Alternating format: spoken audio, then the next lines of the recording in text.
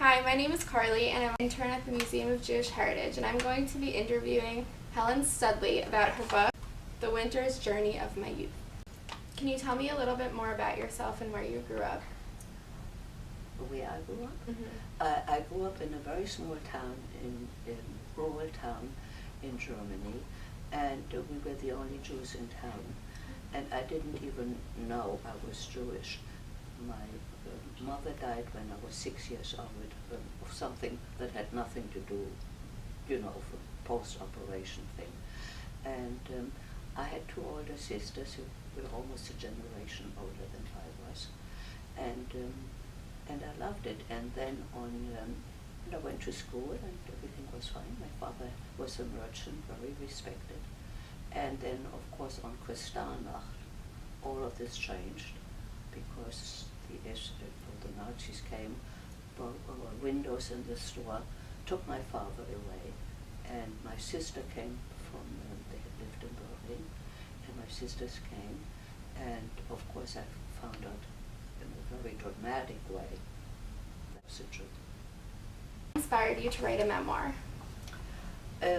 I wasn't going to do it at first because it was something I preferred not to remember. But when my oldest sister died, she was the last link to my past. And then also I had a grandson who at that time was 5 years old. And I realized by the time he grows up, it is old enough maybe to want to know what was grandma all about. Chances were I wouldn't be around anymore. So very reluctantly I started to write the memoir. Wow. What was the most challenging part about writing it? Pardon? What was the most challenging part about writing it? Well, as a matter of fact, I didn't do so well in the beginning. I am a writer. I have written other books, but I mean nothing personal at all.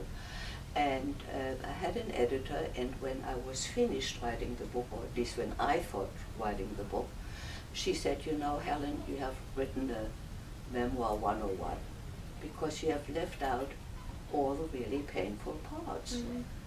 And I had, I was cheating kind of in a way.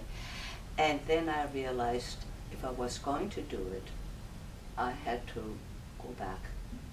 And that was very difficult. What do you hope people will take away from your work?